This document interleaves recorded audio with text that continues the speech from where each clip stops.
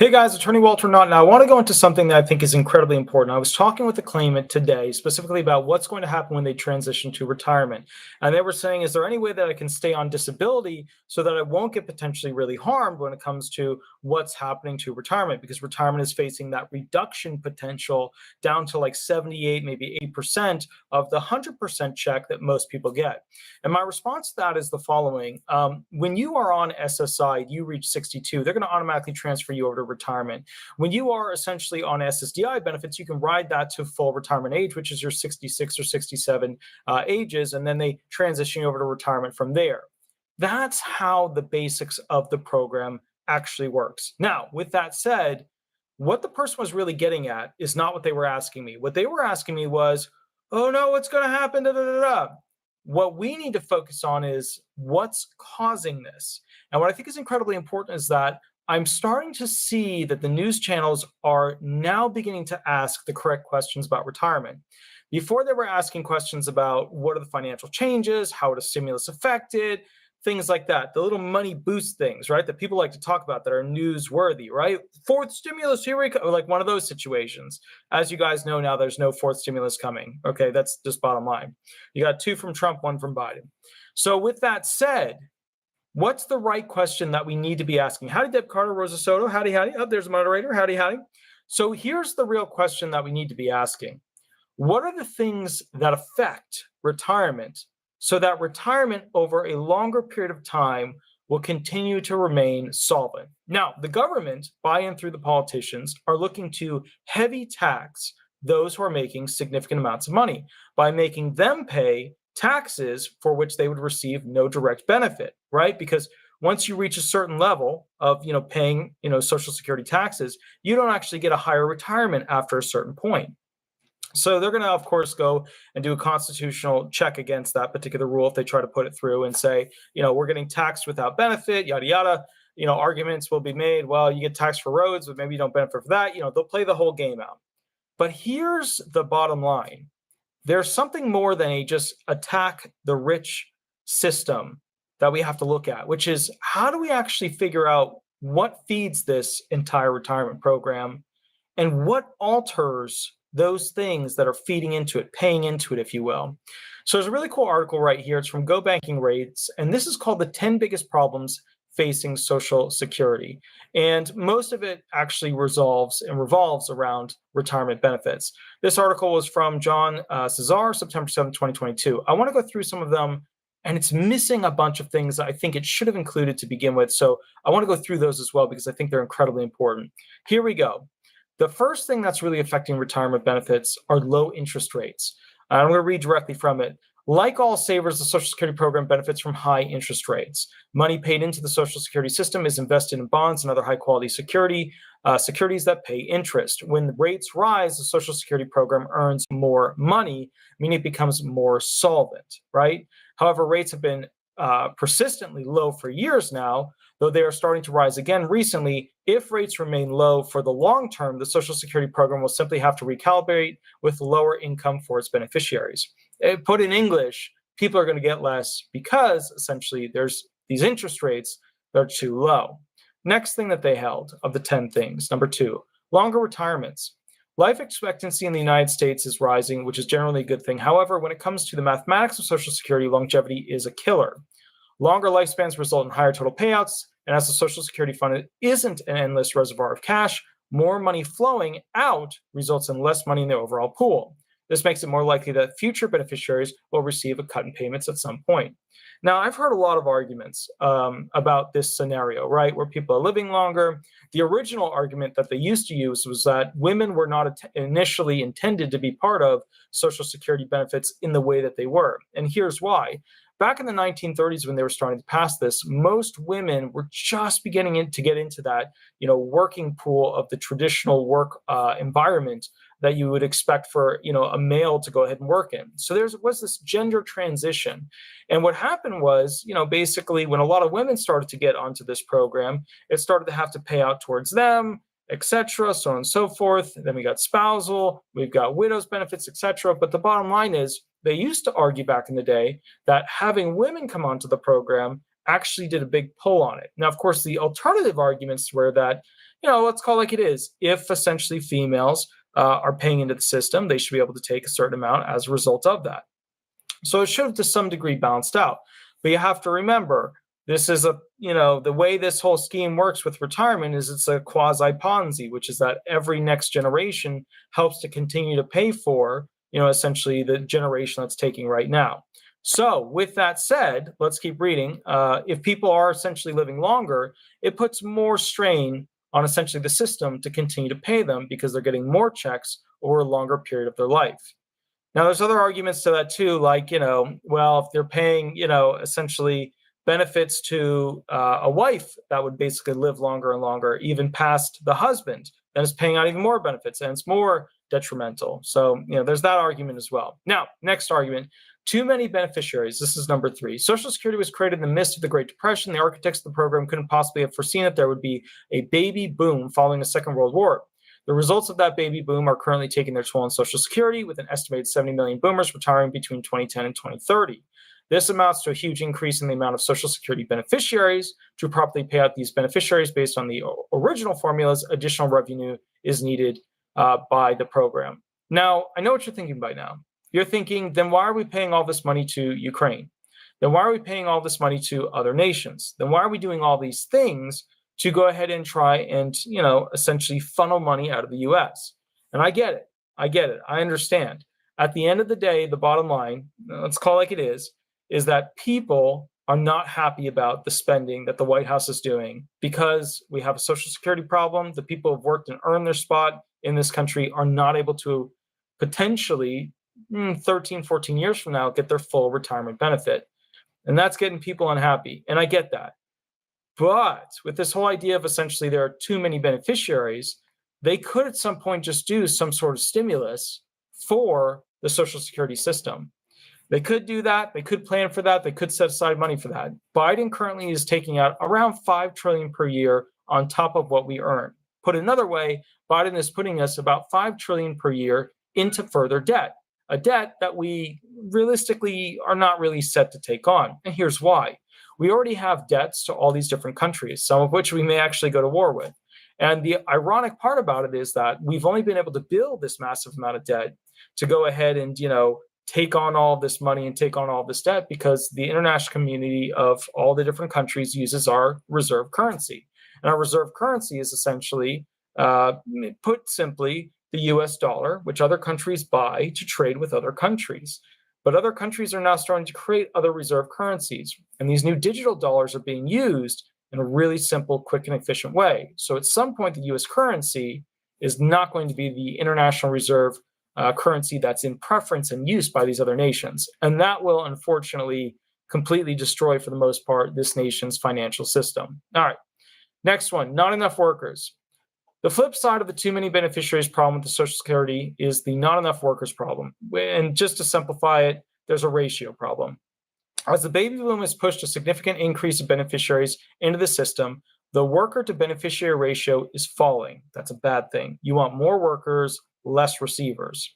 In just a few years, the ratio has fallen from 2.8 workers per beneficiary. Remember, when I started my law firm 9 years ago, we were well above the 3 to 1 ratio. Now we're essentially coming into the 2.1 or 2 to 1 ratio.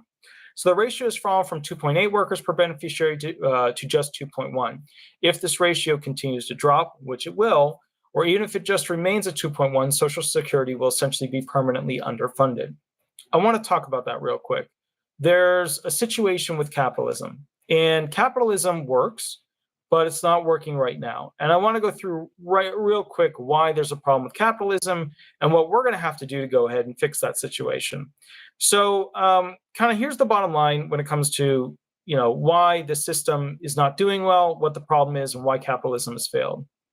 Okay, people aren't working, and they're not working at the level that the government needs them to. Remember, we're all just cows in a field that the government has to milk at some point. So the reason why people aren't working as much is because capitalism, for the most part, in its structure, has failed in the idea of lots of small and medium companies competing against each other, competing to go ahead and essentially create products that we could keep at a good rate and basically be able to negotiate prices and have a healthy capitalistic market. We don't have that. What this means is that people are only able to work for a lot of the mega companies that have resulted from what's kind of become this monochrome capitalism, this monopoly-based capitalism. These are things like Amazon, Walmart, even Tesla, Home Depot. Those things are starting to fall into that monopoly-based system. Now, what happens is when you have a company that controls the industry, they are able to control essentially the workforce. You lose a lot of that control with people being able to negotiate based off of alternative jobs in the same industry. Because when you learn an industry, you have a skill set in that industry and you can apply it to other jobs and negotiate with those other jobs in order to get a better salary at a different company. Not anymore. The way it works now is there's only so many, and there's even some talks that some of these companies talk to each other about who's worked where, and then they play the game. So as a result of that, what you have now is essentially a worker who can't play the game. And so people are becoming more and more disenchanted. And it starts at the top where you get executives who are unable to go ahead and play the game. Then you get high level, earner manager types. Then you get managers, then you get supervisors, and then you get basically the workforce. So through these levels, we're now down to the workforce. What's an example? If you were to essentially look at for McDonald's would show that a lot of people there are fit into a program. And McDonald's is going to pay them the least amount they need to because they know that all these other types of fast food places are only going to pay them so much. So it's kind of like, you're playing a game, but you're stuck and you can't earn enough to pay your rent. And McDonald's, let's call it like it is. All these fast food places are like a restaurant on steroids. In order to work there, you're running all over the place. You have to produce more food. You have to get more food out. You have to do more transactions. It's a traditional restaurant on steroids. So what's happened is that these people aren't making enough money. They're not having hobbies because they can't afford most hobbies out there. They're not having vacations because they can't, basically have more vacations. Now, because they just don't have the money. This should sound similar. The worker to essentially the retired person. The worker used to be the person who was, getting their money, earning their thing, making their dream happen, building their great statue of what they wanted their life to be. And the retired people were just chilling. They're going to go do their life at a slow pace, retirements, where they're going to go on vacations and have a good time when they can afford it, right? But here's the problem. The retired people can't afford that stuff anymore because of the COLA problem, where COLA is not paying out enough per year, cost of living adjustment. And now the wages are not high enough. Now, if the wages aren't high enough, what does that mean? It means that the taxes that they're paying on those wages are not enough money going into the system to pay for the retired. And here's what happens. Instead of having a lot of people with multiple mid-sized businesses, right, you now have just the mega businesses. And the mega businesses have a few people up top who are earning a lot, but most of the people down here are all earning less. Now, with medium-sized businesses, you used to have a better structure of payment where more people would be able to earn more throughout the structure. But that's not what we have now. What we have now are essentially these, mega corporations where only the very tippy top make all the money and everybody else gets a smaller amount. That means that you have a significantly larger percentage of people who are not paying enough into the system. That takes the inspiration of working and makes it significantly less. And then people don't want to work. And then we get closer and closer and closer to the 2-to-1 ratio, which is like Deathville for these benefit programs. Why is it so bad? If we have a 2-to-1 ratio, what that means is that we only have essentially 2 people paying in for every 1 person receiving. It doesn't work, especially when people in America aren't making what they used to make in the 80s and the 90s. All right, so let's keep reading through this. There's a hostility and aggression among most of these workers now because they feel like they've been wronged. That's why a lot of these people that were originally Republicans saying, I want to achieve the dream by working hard, they've now realized that you can't really do that in America like you used to. The big companies have created all these barriers to all these other industries, so you can't be competitive as a sole person trying to compete. And as a result of that, they get bitter and they get angry because they can't get their day to go ahead and shine. Now, with that said, there are community programs to go ahead and help people, but a lot of these community programs at the county level or the state level are not good enough to compete with the mega groups, such as like Amazon, such as like Walmart. So people don't know what to do. You've got these workers who are pulling their hair out. They're usually switching over to the Democratic Party because the Democratic Party makes big promises when it comes to benefits and things like that, which is ironic because I was expecting more stimulus payments from President Biden, the White House, as a general system. But they were real quick to turn around and say, nope, it's going to hurt the economy. We don't want to give you money. And then they were real quick to turn around and say, we're going to give all this money to other countries. So in that regard, you have to understand this was a situation where there's a mistrust issue, a lack of trust in the White House as a result of that. Now, there's another problem too that I just want to go into real quick, and then we'll go to the next thing. Education. A lot of people are getting significantly large amounts of education compared to what they used to get in the 50s, in the 20s, and as a result, they have really high bills, which are their student loans. And their student loans essentially are like a wet towel on their head, where these workers, no matter what they earn, they're constantly paying out. I'm one of them. You know, they always do these shows where they're like, well, if you just work hard, you can pay off your $100,000 loans. That's not how this works. For lawyers, doctors, you know, high-level professional degrees, we're at $500,000 in student loans. And then from there, we have to keep paying them off. I'm down to like $335,000. Most people are in a similar boat. They're anywhere from $250,000 to $450,000. So when you see these shows presenting these people who only have $100,000 and you're sitting there going like, well, I had to pay off my student loans, that's not an actual representation of where student loans are at. That's just not. Maybe for somebody who went to college and that was it, but college isn't good enough. You all know that. You know that you need a master's. You know that you need a college degree in some specific area just to even have a basic thing, but a master's, a doctorate, a postdoctorate, these are the new norms for our highly evolved, highly educated society. Now, with that said, human worth in America is at, in my opinion, an all-time low. We don't have humans being essentially superheroes. I mean, we have tons of videos of people watching it and dreaming to be like that, but we don't have humans in the sense of superheroes like we used to. People used to be a unique thing, and now we're all just kind of sheeple to a system that just processes the meat of the industry. That's basically what it is. We just constantly have to process and process and process. Now, as you know, when these workers, you know, we're approaching that 2-to-1 ratio situation, these workers have to buy super expensive food. When these workers have to buy insurance, health insurance, that is just absolutely obnoxious in cost. Mine's now over $600. When people have to buy into this stuff, and the retired are sitting there saying, well, this is what my costs are, so they should be equivalent to their costs. The retired don't usually realize that our costs on this end are way higher than what they pay. The retired get a lot of benefits. They usually get transportation, health insurance, medical visit. They get all kinds of benefits, right? That the average person can't actually tap into. Where's this all likely to go? I see more people joining the government in the future because the government is going to have to pay them to be able to survive as the largest employer in America. And a lot of people don't realize that. Far bigger than Walmart, far bigger than Amazon is the United States government with all the people that they actually employ. It's massive. And it's not just in this country, it's in all the other countries out there. So this is something that essentially you need to keep in mind. Let's go back to our situation over here.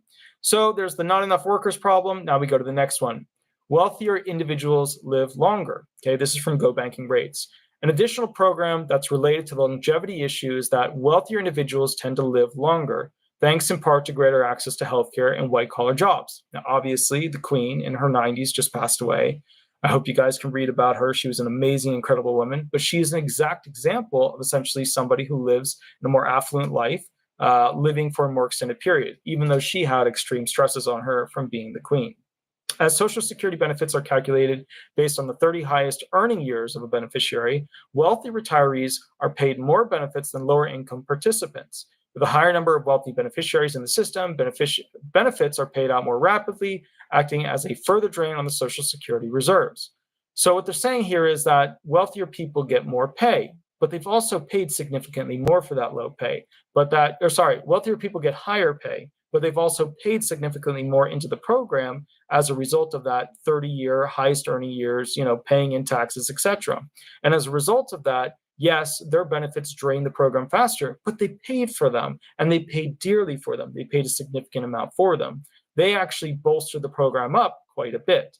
Now, with that said, they're also saying wealthier individuals tend to live longer. This is absolutely true.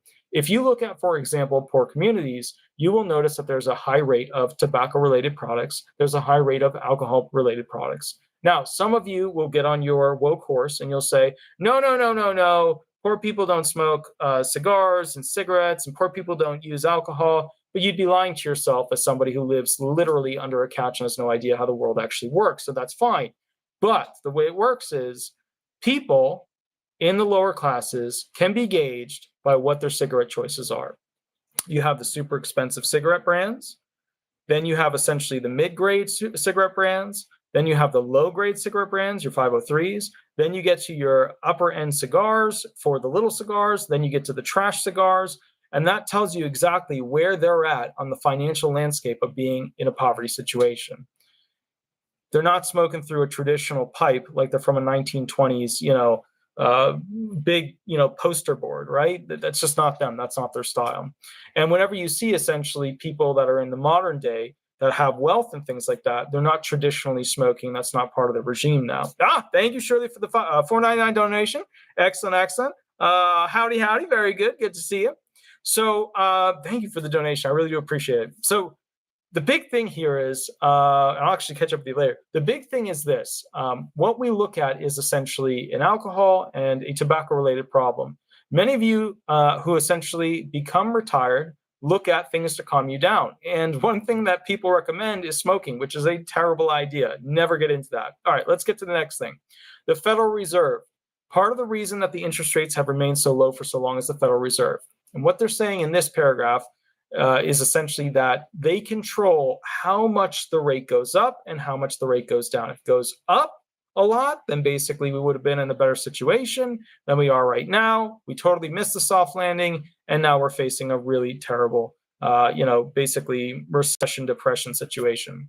Although the Fed doesn't directly control market interest rates, it does set the federal funds rate, off which many other rates are based. As of June 2021, the Fed has announced that it intends to keep those rates near zero for the foreseeable future, at least until 2023. This spells bad news for the Social Security program, which needs higher interest rates to help it meet its payout requirements. Now, the Feds have been raising and raising and raising and raising those rates. But the problem is they didn't raise them fast enough, which has plunged us into this recession-based system. Next one, can't grow its way out. While higher economic growth translates to higher net revenues, the Treasury Department has stated that the U.S. can't grow its way out of its Social Security problem. While acknowledging that the increased economic growth will certainly help the program, the Treasury Department states that taking action now to reform the program will result in a gradual transition to something more sustainable. Otherwise, drastic actions will have to be taken when the Social Security Fund reaches its anticipated exhaustion date, and they put here in 2041. That's too far down the line. It's more realistically around 2035, maybe 2036. Now, with that said, what they're all coming to the conclusion with, all the way across, is that under the political spectrum that we currently use, whether it's Republican or Democrat, they both did the same problem. Under the current political spectrum that we have, these politicians have no desire to truly fix this system beyond doing something simple, like just taxing the rich more. And the problem inherent with this idea of just taxing the rich more is that we're not fixing all the issues that we're talking about here, which is not having enough workers, not doing the right thing with the interest rates, not reviewing other financial options for how we can go ahead and better fund, better, essentially grow it. So that's what we're running into as our main issue here, is that these are the things that we're not addressing as a nation. We're just addressing the how do we charge the rich people more scenario, which is the easiest thing for politicians to do because it's low-hanging fruit. Politicians will tell you, hey, we're not going to have you pay any problem or debt into this, even though you've obviously paid into it, you already pay your way. We're just going to have the rich people fix it this round. But this round is not going to last as long as they all say. Economic contraction hurts. Next one, the economic disaster that accompanied the coronavirus pandemic didn't just hurt workers and businesses, The Social Security program also suffered, with unemployment rates skyrocketing in 2020 and sustained unemployment still an issue as of June 2021 and going forward. There simply haven't been enough workers kicking into Social Security. With fewer workers earning a wage and contributing payroll taxes, the Social Security revenue has been drastically lowered. This black swan event appears to be receding. The payroll taxes are anticipated to eventually normalize, but nothing can make up for the payroll taxes that were lost during the pandemic. I think that's a fair thing. Biden inherited an incredibly bad situation when it comes to lots of people didn't work during the pandemic, lots of people went on the check, and lots of people basically did not pay into Social Security benefits as a result of that. I know people, and people argue with me. And I had another person yesterday arguing with me about, oh, it was so tough for them. You know, they do this, they do that, they had to take care of their kids, and da da da da, da and so on and so forth. And here's my response to that situation. I had to work and play Save the Law Firm during essentially 2020 and 2021 because we had to switch our whole model. We didn't have, we couldn't go to the regular offices we normally went to, so we had to switch our whole model to become something totally different. And I had to play Save the Law Firm. That was the whole gig here. I had to find a way to basically, increase the amount of claims we were doing through a different method and to make money to go ahead and be able to pay the staff and continue everything. I had to go through this horrific exercise of life. They sat on their butts for a year and a half collecting a check and telling me about how difficult it was to basically raise the kids they'd already been raising, go out shopping, have fun with friends, et cetera, et cetera. And so, and then they hit me with the argument, well, we were so worried we were going to get sick and da da da da da da da da, yet they would be going out and doing things all the time. So from my perspective, bitterness, total bitterness. All right, next point. Congressional stalemate. In the midst of all these structural problems with Social Security, there's also a major political one. While congressional leaders love to talk about the need to fix Social Security, little has been done. Plenty of proposals have been banded together, from increasing the Social Security retirement age to permanently cutting benefits or increasing the payroll tax. Yet, as of yet, no major adjustment to Social Security has been enacted. So that's the end of the article. I think it's a good article because it kicks us off into essentially what is the most important question about having people retain 100% of the retirement benefits. What do you guys think should be the priority level of fixing the retirement program? Think about it. Building a massive warship. Where is that on the schedule of essentially, let's call it like it is, the importance level of building a warship versus fixing our retirement system? Or perhaps maybe hyper investing money into foreign countries so that those foreign countries can fight wars. Where is that on the schedule? Is our retirement more important than that? Or are these other countries more important than our retirement? Are warships more important than that? Do we need absolutely new warships? Or is our retirement more important than that? At what point do we sit back and say, what are we willing to give up to fix this problem? And currently at $5 trillion being borrowed per year by President Biden, he could just take $2 trillion of that and double essentially the funding that's needed for the Social Security program in general. And then boom, we've fixed a major problem right there. Now, there's some other things that I think this article left out that I want to go through. And I realize I'm taking a little bit of time. It's 9:00, and then I'm going to take some phone calls. I want to go through these things. These are some of the things that are problematic that I think to some degree are unconstitutional. One of the big things when it comes to retirement benefits that I don't like, I think is absolutely wrong, is the double taxation. When you go ahead and pay your Social Security benefits the first time, you're getting taxed on a payroll tax at 6.2 plus 6.2. The company pays half, you pay half. Unless you're self-employed, then you pay 12.4. So that's your first time getting taxed. The second time you get taxed is when you receive your Social Security retirement benefits and earn over a certain amount. So I'm going to read the thing right here. Up to 50% of your Social Security income is taxable for individuals with a total gross income, including Social Security, of at least $25,000, or couples filing jointly with combined gross income of at least $32,000. So basically, if you live in poverty, right, they're going to find a way just above poverty to tax you 50% of what you've already paid tax on. To me, that's unethical. To me, that's unconstitutional. To me, I don't understand how this hasn't been fixed yet. I don't understand how there's not a lot of people with pitchforks and big fire sticks going around saying we are keeping our retirement. I don't know. If I became a politician, that would be the first thing I would fix. Let the retired keep more of their money that they already paid taxes on. That makes sense. Then, of course, the other thing that you have to keep in mind here is that up to 85% of their Social Security benefits, their retirement, are taxable for an individual with a combined gross income of at least $34,000 or a couple filing jointly with a combined gross income of at least $44,000. Now, these taxes have been supported by both the Republicans and the Democrats, and they are essentially taxes of, in my opinion, those who are tyrants to the American people. All right, ask yourself this. Let's break it down. Let's say that you wanted to go ahead and earn more in your life. The system is set up to constantly take more from you because you have more. But once you reach retirement, does that still hold true? Should that still be accurate? Should you still be on the line if you're in a better place? Well, the United States government says absolutely, and they're going to double tax you as a result of that. But I don't think that's fair. You made it to retirement. I don't see you getting taxed on any of your retirement benefits at all. I don't think it's acceptable. I don't think it's okay. In fact, when you're retired, I think you should be at a significantly lower tax rate and have a heck of a lot of tax benefits going your way. And here's why. You made it. You made it to the finish line. You played the game. You rolled the dice, right? That's what you did.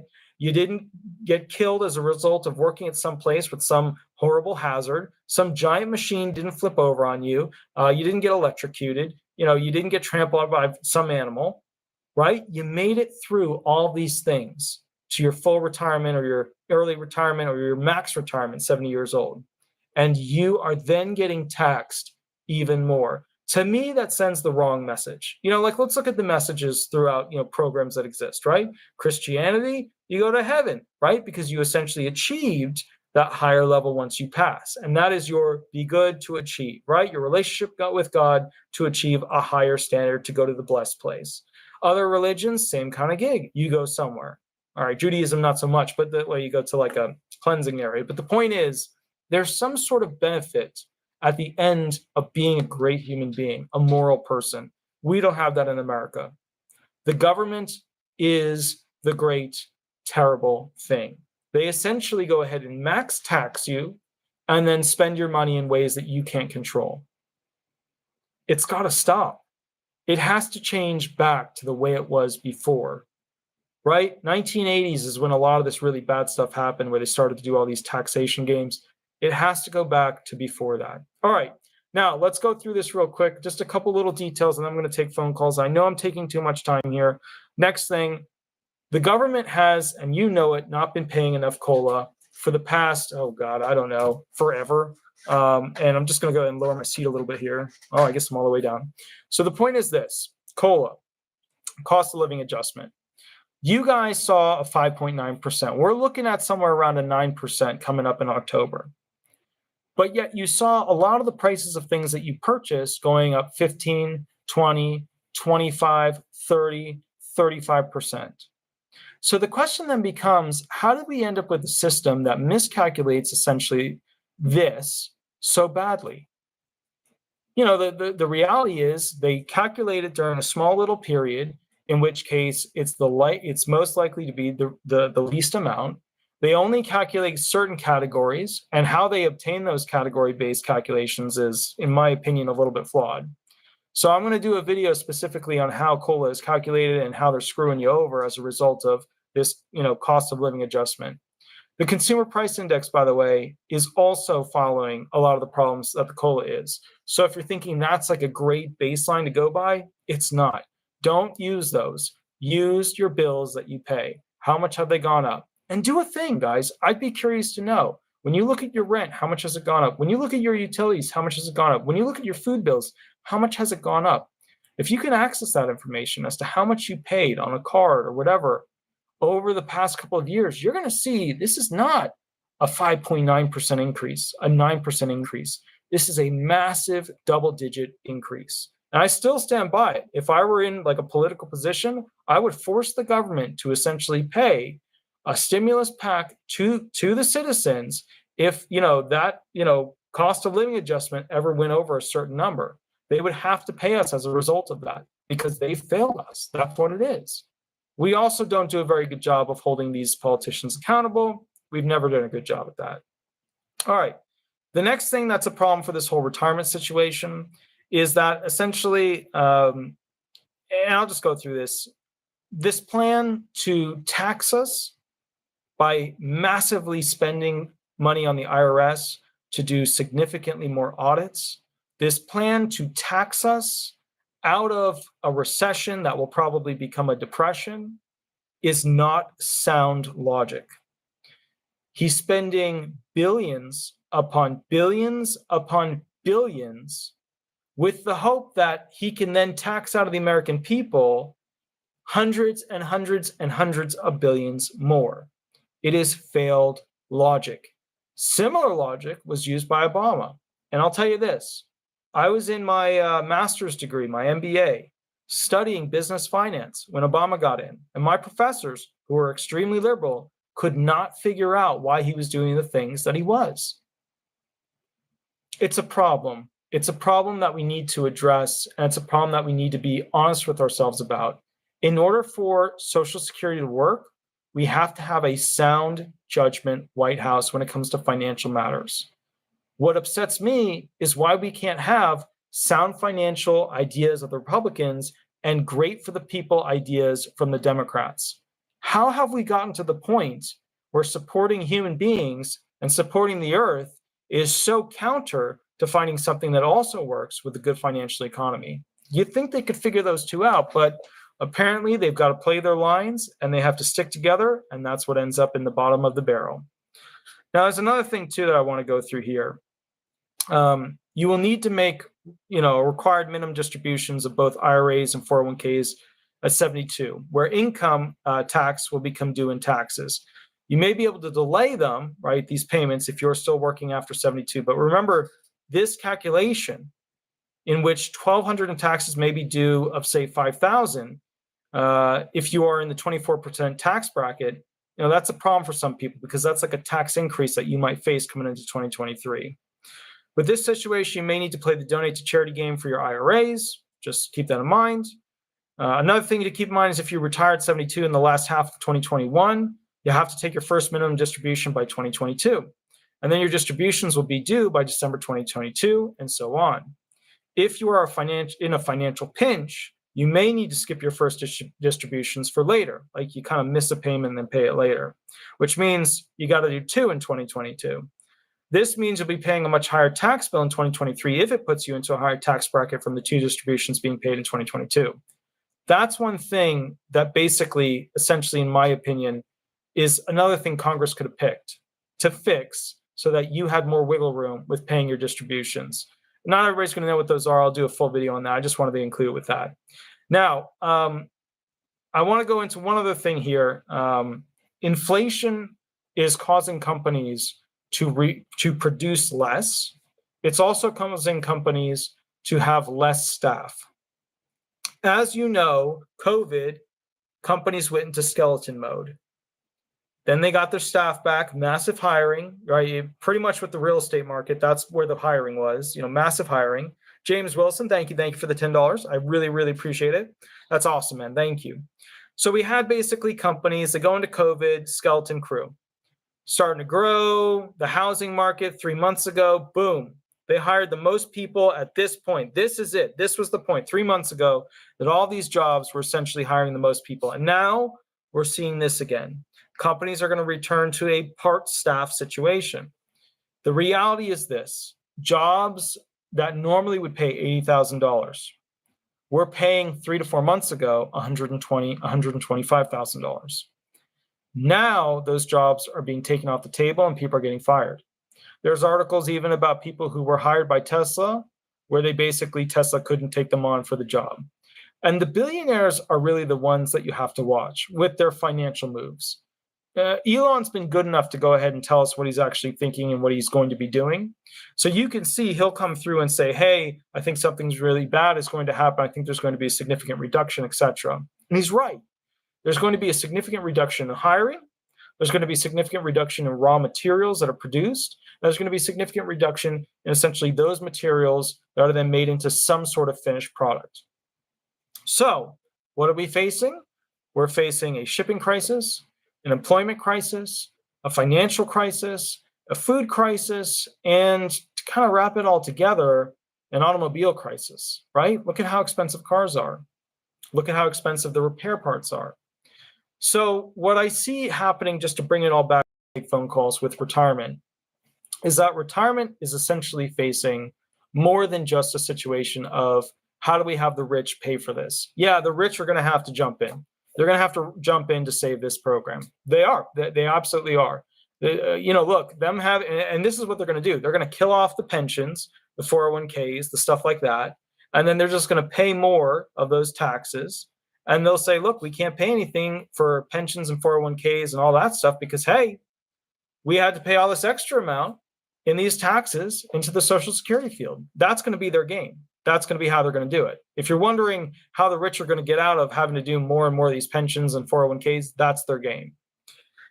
Now, my generation doesn't know pensions. My generation doesn't know 401ks. Those things are pretty much disappearing.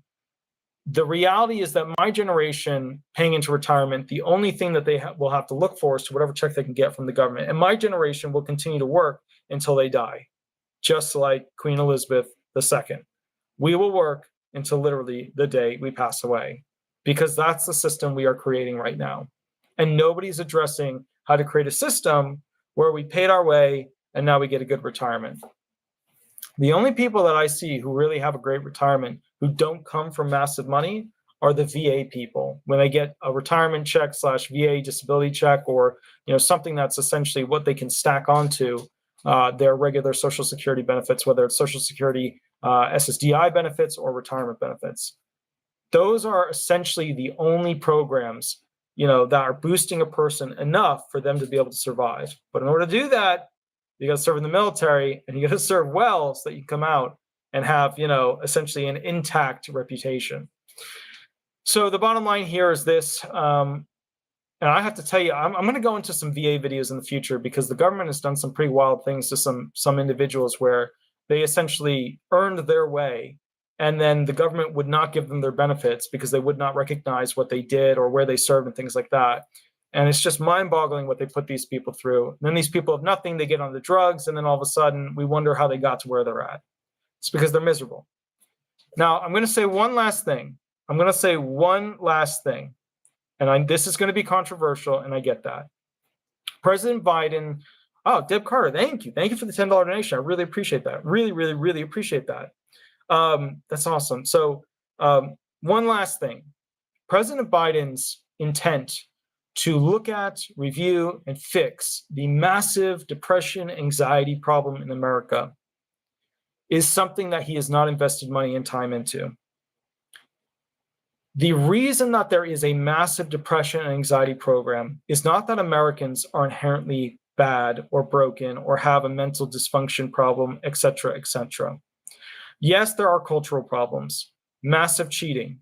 People are choosing people to live with for the rest of their life, and it doesn't work out because guess what? We're not really made to choose people that well when it comes to who we're going to love for the rest of our life. Think about it. There's a beautiful woman. The guy has to approach her. The guy has to somehow play the game. Well, how the hell do you play the game? Like, think about that. He's got to walk up, and the female's thinking, okay, just, put the fun on me, make me laugh, make me smile, make me think you're amazing. That's tough. That's tough. At what point in school, in middle school, in upper school, did we learn how to catch the fancy of a woman? We didn't. And even then, can you tell me, when did they teach us how to go ahead and keep her happy? Again, where was the course on that? Like, we should have had like a, women 101, men 101, right? They could have taught us how to clean rooms and stuff too. Like that's, but even better, a women 101, a men 101. How do we go ahead and interact with them? Think about that. How did your first date go? And then before that, how did your first interaction go? I'm going to tell you a secret. Women remember that first interaction perfectly. They have a memory where they can see exactly the moments your body turned and you said this and you did that and what you were wearing. Men have no effing clue what happens when they first met you. They remember maybe the location, they remember their favorite joke that they told you, but that's it. That's it. Nothing more, because we didn't have training on it. It was tough for us. We didn't know. It just kind of worked out. There was a connection. And let me explain why. That's because women, right? Women help out the guy when they like the guy. And then it works out, right? It works out. That okay joke is all of a sudden like, it's kind of funny, right? It's okay. It's pretty funny, right? But then when women don't think the guy is good looking or charming or whatever, women are like, oh, that 10 out of 10 joke that could have been on Comedy Central is a solid 2 out of 10. And I'll take the drink, but that's about it. And that's how it works. Edwin Feliciano, excellent. Thank you for the $4.99 donation. I really appreciate that. So my point here is this, guys. That's one of the problems. We also, as human beings in America, have a cultural problem. We don't know how to approach the thing that is more long-lasting than our education. Look at me. Okay, look, I got done with law school at 27 years old.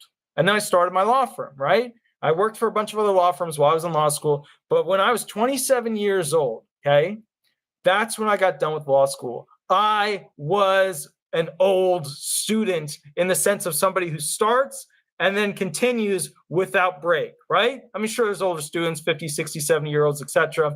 But there was a break in there, right? There was a break in there. With that said, the relationship I have with somebody that I intend to marry is going to last significantly longer, hopefully. I mean, who knows? Who knows? God, is going to last significantly longer than my education. And yet I have no training on it. How to pick out the right woman. What are red flags? What's proper attire for the first date? What's proper etiquette for the first date? Who the hell knows? I don't know any of these things. Like, nobody taught me any of that, right? So I'm sitting back, I'm just like, I don't know. You meet her, you try and make her laugh. If she laughs, I guess that's step one. Step two, you buy her something so that she doesn't think you have no money. I guess that's step three. Step four, you basically try to chat her up and make her smile and be happy. I guess that's, I don't know. I've forgotten what step we're on. The point is, I wasn't educated on that. And that is probably the most important thing to creating a sustainable relationship, not only for the kids, but for the jobs, for the house, for the mortgage, for the financial upkeep, for paying into the Social Security system. These are all important. And I got to be honest, like, we don't have any of that. And it's something we need to address as a society. At what point do we acknowledge that in order to form good bonds and relationships, there should be more of a standardized approach to it, right? Or maybe skydiving is your first date. Maybe that's you. Maybe that's you. I don't know. Me, I would never do that. I would never do that. You know why? Because that 1% that goes bad would be my crap day. That little rain cloud that sits over my head, the lightning bolt would hit me on that day. And I would make a splat. I'd end up on YouTube. It would get millions of views. Yay for me, but that would be my bad day. So the point here is this, guys.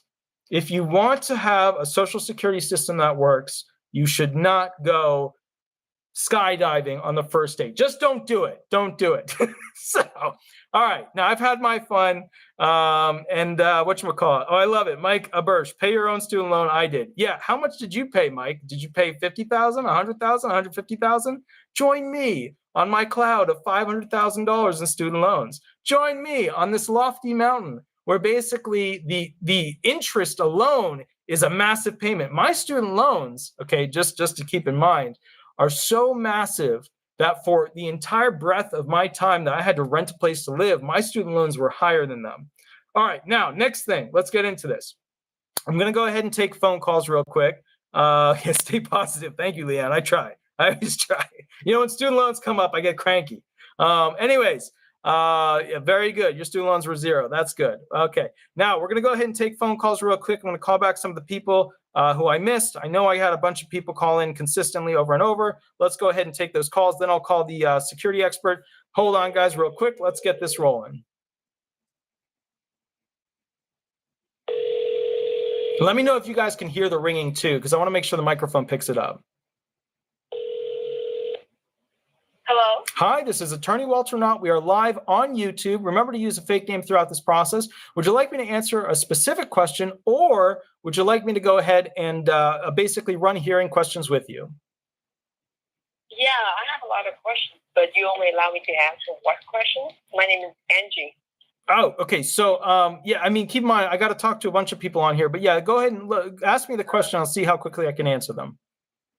Oh, okay, I get confused. I'm on SSDI. I'm 60 years old, and I'm confused about the 9-month ticket to work thing. Mhm. What happened to 9 months after 9 months, and what happened next year? What's the amount I could earn? I can only earn 970, not over 970. So basically, What's that for? yeah, the Ticket to Work program is not 9 months, it's 5 years. But what you're talking about is the trial work period, that's 9 months. That's where you get to earn as much as you can while receiving your benefits and getting to keep your income at the same time. So once you get finished with that, then you go into what's called the Extended Eligibility Program. And the Extended Eligibility Program is where for 36 months thereafter, you basically can earn under the SGA amount, which is that $1,350. And if you earn less than that $1,350, then you get to keep your benefits and you get to keep the amount that you earned. But as you get into the extended eligibility program, you want to transition into the Ticket to Work program, which is the 5-year program. However, you're on SSDI benefits. In 5 years from now, at 60, you're going to be, bumping up against 65, 66, 67. You're going to hit your full retirement, which is when they transition you from Title II retirement over to Title II retirement. So the SSA may not be super kosher with setting you up to go into essentially a Ticket to Work program. They might send you the packet. Now, with that said, you have to understand something about the 9-month trial work period.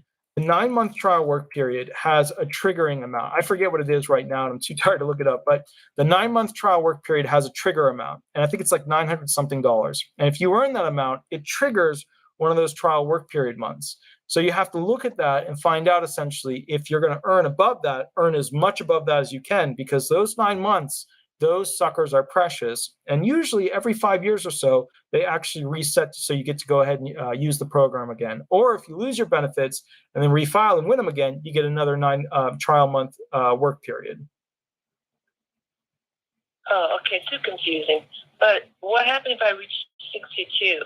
If I continue SSDI, do I still keep the same amount of money, or how does that work?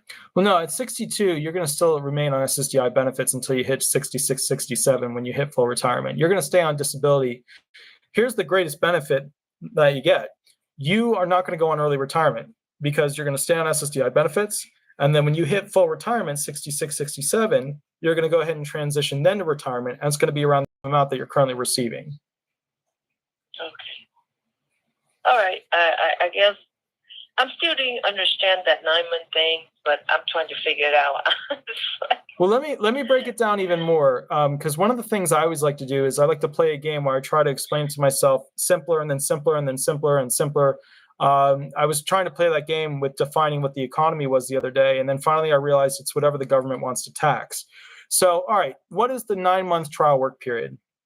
The SSA wanted to create a magical period, a period of time of 9 months that were super awesome. During those 9 months, they wanted to give carrots to people to get them to go back to work so that they would get off of disability benefits. They wanted to give them a shot at getting off of disability benefits and living the dream of working and being able to make more money. And that's awesome. That's super dupe. So with that said, they created this 9-month trial work period where people could earn as much as they wanted, and they got to keep that money. They got to keep it all. And they got to keep their disability benefits at the same time. And so what happens is during this magical, amazing period is that essentially you get to go ahead and work, try out work, earn as much as you can, keep your benefits, and keep the money that you earned. But after those 9 months, you can't earn an unlimited amount and keep your benefits. If you earn over SGA, substantial gainful activity, which is $1,350. So after 9 months, if you earn $1,350, at that point, they'll take your benefits away. But if you earn an income less than $1,350 during those 36 months after the 9-month trial work period, then at that point, you get to keep your benefits for that duration. So remember, there's a 9-month. Oh, yeah, go ahead. I got it. I understand. How about if I give you an example of what happened to me right now? Sure. Okay. I know it's the 9 months, but in those 9 months, I have to use 3 out of 3 months, because the first time I go back to work, they train me. So during training, they have to do 8 hours, so just like 40 hours for 2 weeks. And after that's 1 month already, right? Because it's over 1,350. That's Sure. 1 month. And then the second month, what happened is they overpay me by accident work, and then so that's second month. And then the third month is another accidentally overpay me. Once they overpay, they cannot take it back. So I can't explain that to Social Security, and they don't understand it anyway. But anyway, so 3 months. So now I have 6 months left, right? Correct? Doing the 5 years. Yeah. I understand what you said. Okay, so now next year over. So that means I still have 6 months. I carry on. If I don't use it, I don't work that much because due to my injury. I work under less than $900 a month. Okay. And I know it's not good because I can't sit too long. It's hurting me. It's bothering me. And I love to. But what happened if I go over 970? Does that mean I'm not qualified? Well, what happens is you trigger the program. And when you trigger the 9-month trial work period months, like when you use one up, you're not helping yourself. So this is what you need to do. Contact your local field office and ask to be sent a ticket to work program pamphlet. Well, it's like a whole little thingy. They'll send you the package for ticket to work. Set it up so that after your 9-month trial work period, you can basically go onto the ticket to work program. And then at that point, what does the ticket to work program mean? It's a contract with you and the SSA to work at a pre-okayed, and I mean they can okay new businesses and new places, but an okayed business by them, where you get to work for 5 years and keep your money and keep your benefits. It's like the big carrot of the getting off of disability benefits. Oh, how much I can make when I make a deal with them for 5 years? Well, I mean, as much as billions, trillions. Pull an Elon, make as much as you can. So, I mean. Okay, this is more confusing than I thought. Okay, I get that. I understand, but I have to talk to them about that. Okay, Jesus.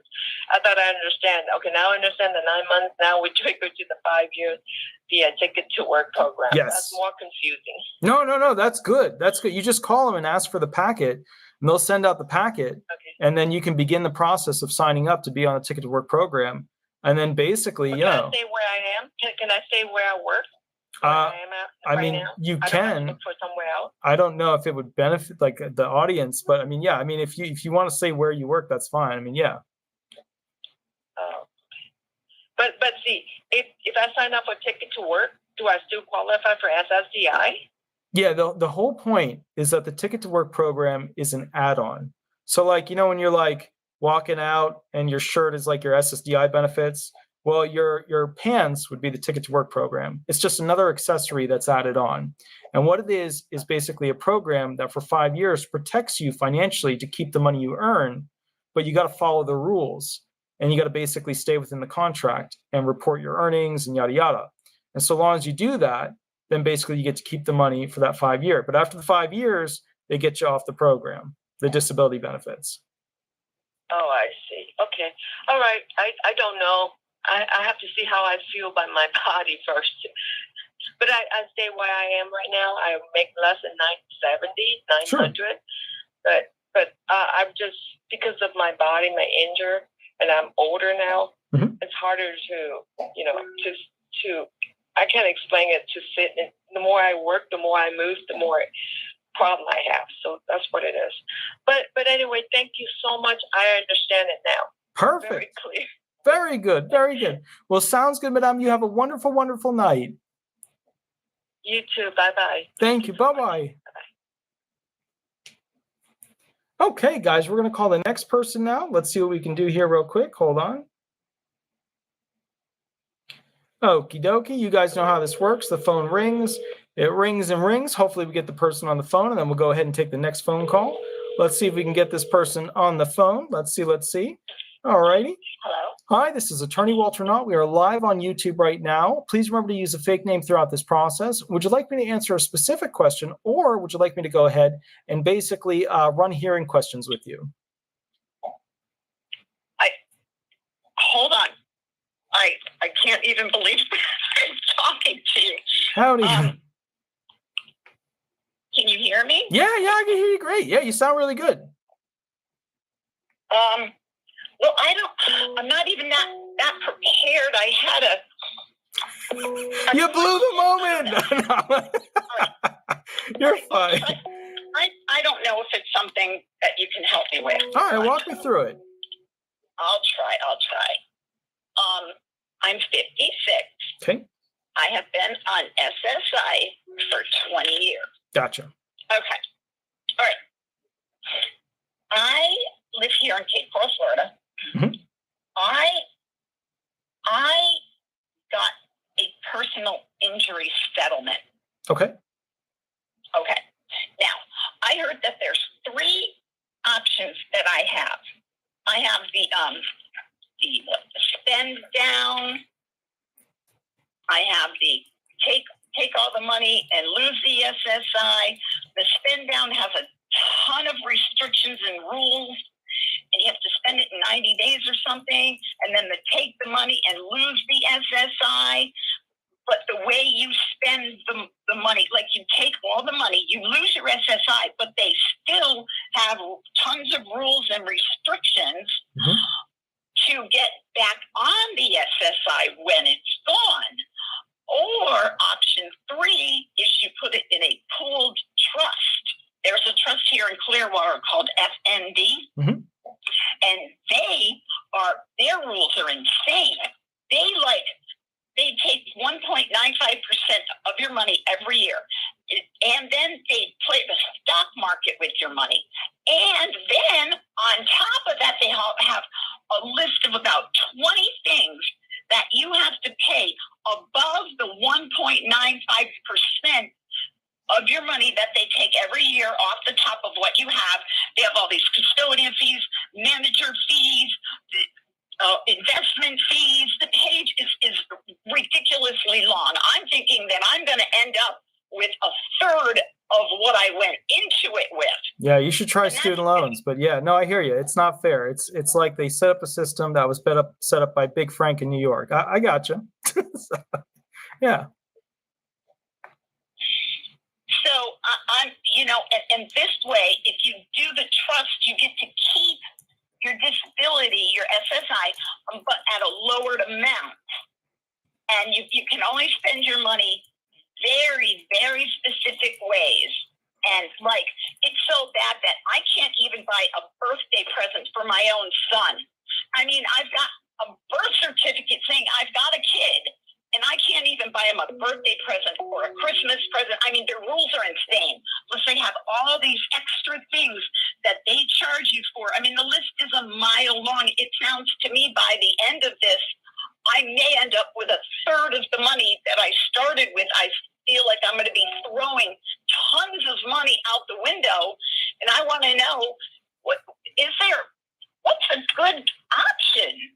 All right. So I've come across these kind of trust situations before, which, as you've stated, are obnoxiously restrictive and they take too much money out. First, what I need to know is, how much are we talking about? Are we talking about $10,000? Are we talking about $100,000? Are we talking about $1 million? What are we talking about financially?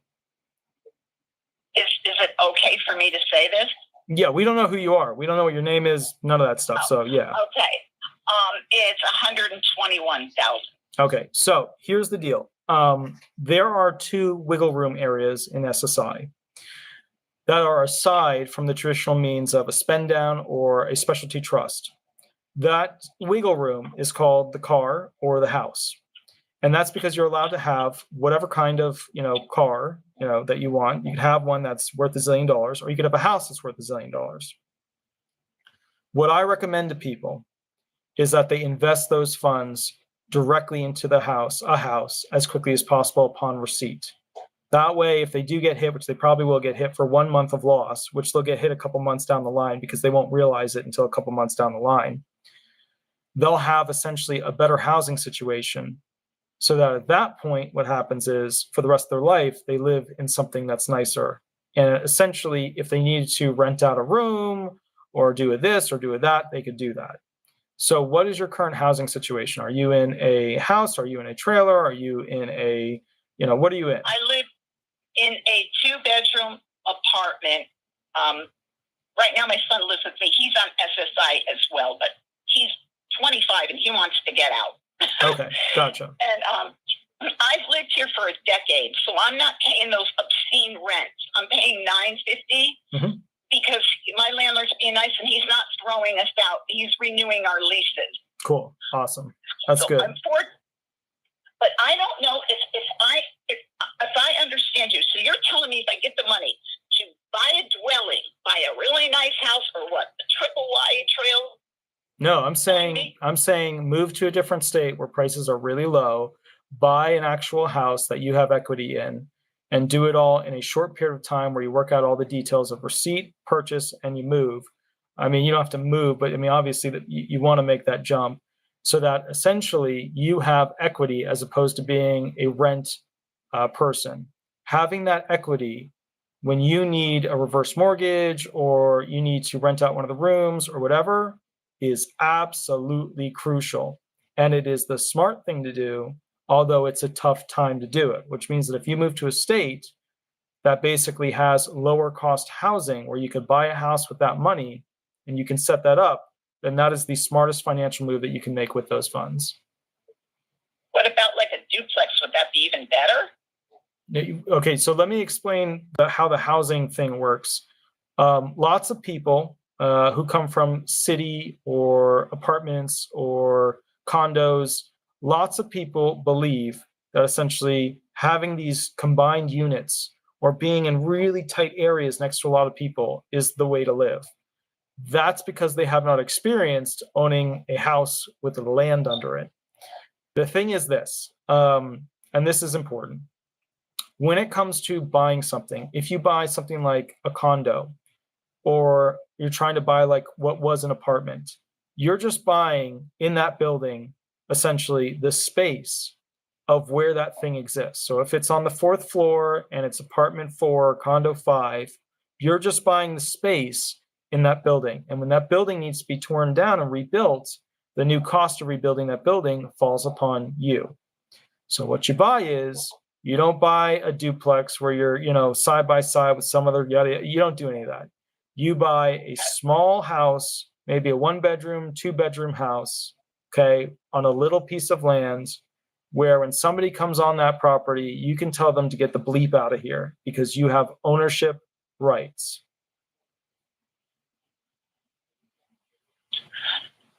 Okay. But so I'm on SSI, so I mean, even though I pay all my bills on time and in full, all my credit card bills, I'm sure I don't have this massive good credit rating because my income is so low. Like, if I go to buy this house, like, who's going to want to finance me? Or are you saying that I should put every penny that I You're going to put every penny but $2,000 into the house. And if you're lucky, they'll change the rule by then to $10,000 allowable. But you're going to put every penny but $2,000 into the house. What's this change the rule to 10? So they have it at 2,000, 3,000. They want to change it to 10,000, 20,000. So essentially, basically, for SSI people, you would be able to retain, in the bank, not just 2,000, but up to 10,000. That's something they've been trying to pass for a while now, 5-6 years. Actually longer than that. If you go back to the earliest kind of ugly looking bills that they tried to put through, it goes back almost 10 years of that. Yeah. Well, the one good thing is I do have time on my side because my law firm is holding on to my money. They said they're holding it interest-free, but I can't touch it, and it's just sitting there. So the government doesn't have to know about it because it's not in a trust. It's not in my bank account. I do not have possession of it.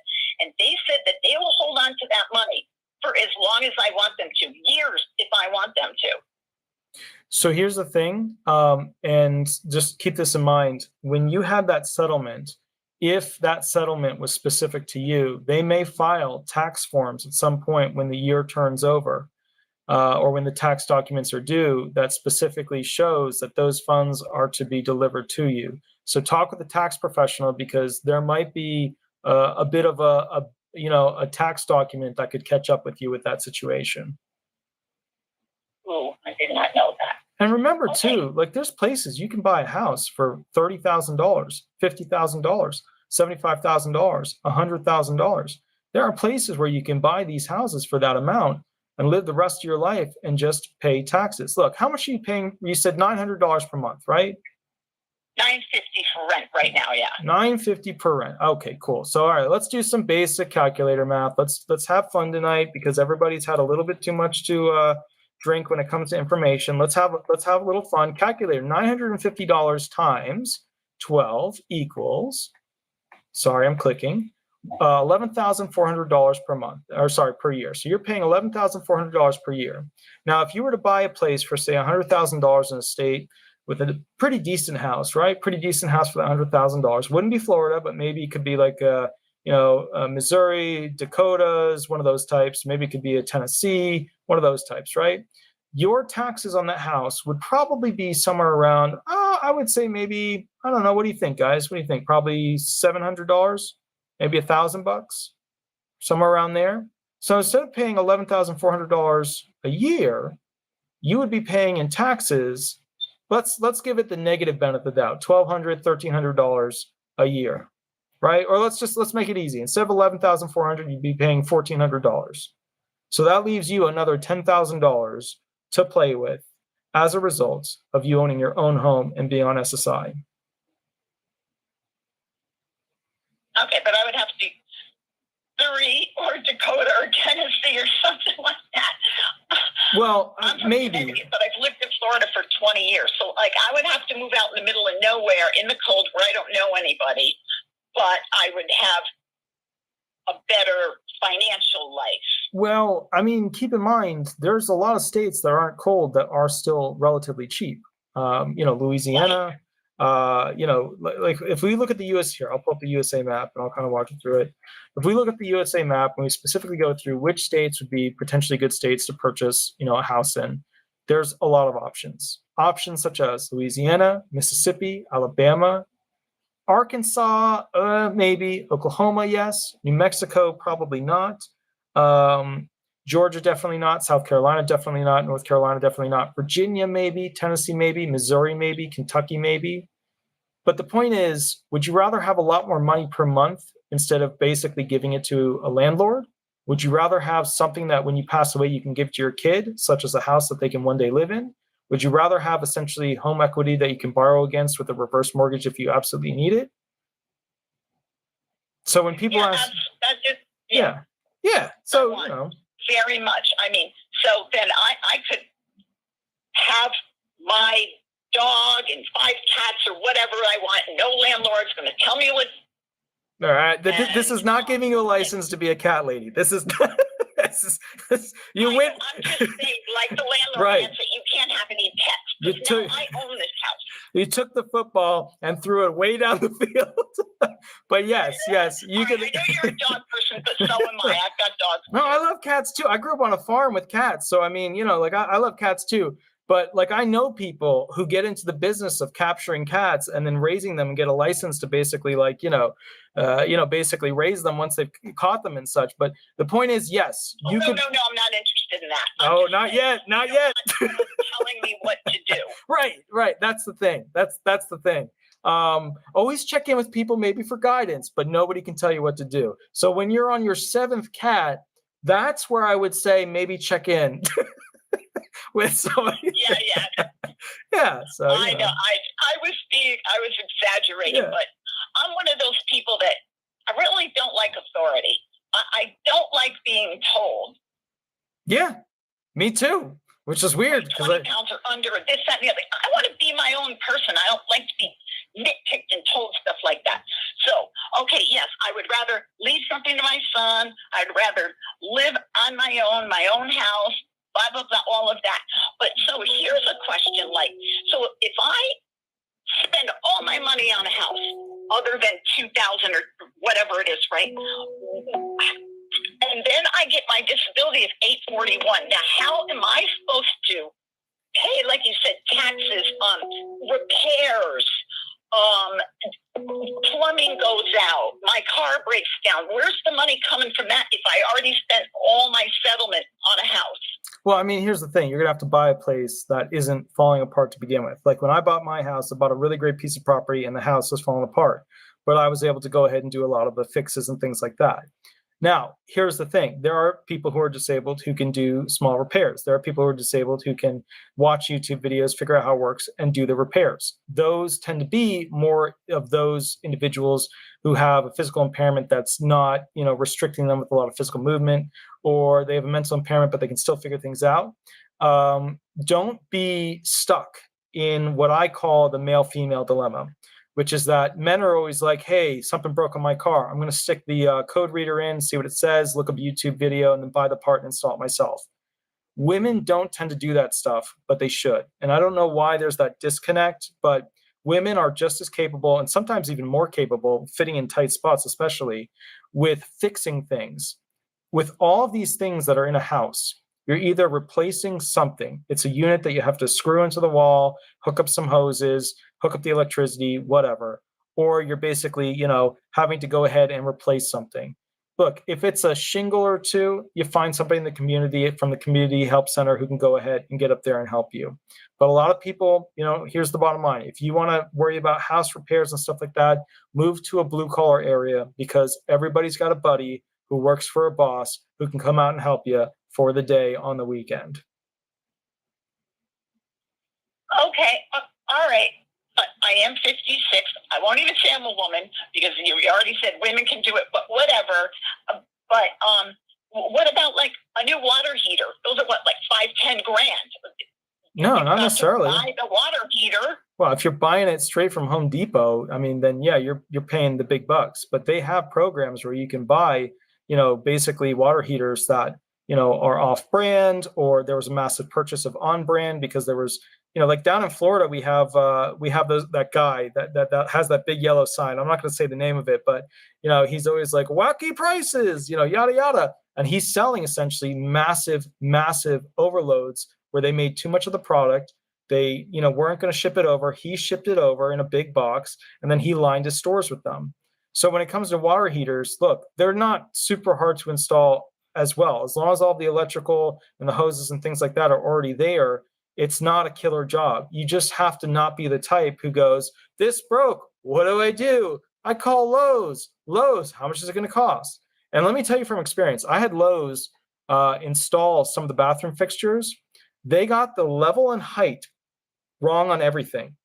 Even the towel rack was slanted at like a 3-degree off from where it was supposed to be. So I now have to go and fix that. And my point to you is, as a disabled person, educate yourself on what your house uses. It's not a lot of stuff.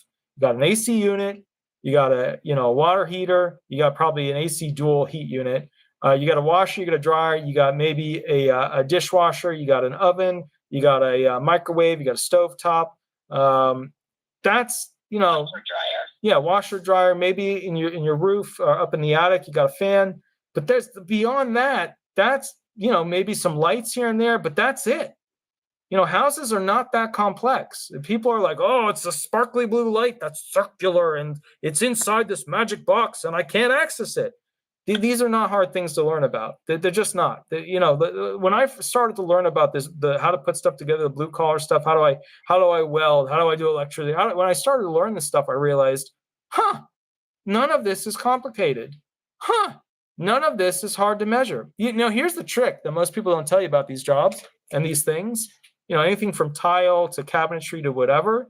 When they do this stuff, everybody thinks that they're doing these magical mathematical calculations. They're not. They have a device, they press a button, the button tells them what to do.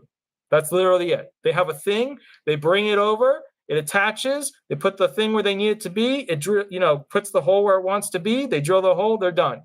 It's not complicated. It's literally, all this stuff is easy because they all have quick, easy ways and little tools to make it easy now.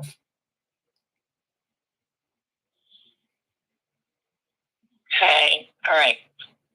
I'm just saying, these cats want crown molding, and you can do it. All right. Yeah, I hear you. Yeah. But so now you're saying I could find, let's just say, a really nice house for like $50,000, but with the money that I have, what if I find a really great house in awesome condition for $50,000? Why do I want to go and spend twice that? All my money. I know I'm probably digressing, but I'm afraid that if I spend all my money on this house, I'm going to be trapped for like taxes, insurance, repairs, someone to mow my lawn. Well, I mean, look, here's the thing. The trick with the lawn situation is, when you buy this place and you spend all the money that you need to make this place what it needs to be, right? Those are all things that you can put towards the house. So if you're worried about mowing the lawn, then put down a bunch of gravel, and then, every 2 weeks, go ahead and basically spray weed killer, all over the property. And then you won't have anything growing up. You do that for 3 months and nothing's going to grow during the summer. And then you do it for 3 months, because obviously nothing's going to grow in the winter. Do it for another 3 months and you're good to go. Now, Florida, it grows all day long, but other states north of Florida, they don't constantly grow. But yeah, you're going to have to deal with these problems and fix these problems. But so I'll have to spend everything but $2,000. And then how about what if for some reason I were to lose the SSI because of some stupid thing I was over for a little bit, and then a month or two later I wasn't, and I wanted to reapply for SSI. Now, what kind of nightmare would that be? I've been on it for 20 years. Would it be some kind of nightmare? Would they keep me in the wind for 5 years? Well, what they're going to do is they're going to ding you for 1 month because you had all this stuff, you had the money, you spent it in the month. They're going to ding you for the month because you're over SGA. That's why it's important that you figure everything out, have a plan, make it happen in a month. You get the money on day 1, by day 30 or 31 or whatever the month's length is, everything's done. And so that way, my SSI, there is no interruption because it's gone in that 30 days. No, they still might ding you. They still might. They trust me. Whether they look at the rules or don't, they still might ding you. I would not plan this based upon them not dinging you for 1 month. Okay, and by ding, what do you mean? Just not give me my 841 for a month? Not eligible because over SGA, correct. Just for that month? Correct. Yeah, so they would just take away my benefit for that 1 month, and then everything will go on like it has been going on for 20 years. If you properly notify them, then it should continue. I properly notify them. Okay. Yeah, because if you get a bunch of money and then you don't notify them how it was spent and where it went, and it's gone and that's done, then they're going to be like, oh, you magically have this money. And they're going to put zero effort into checking. Exactly.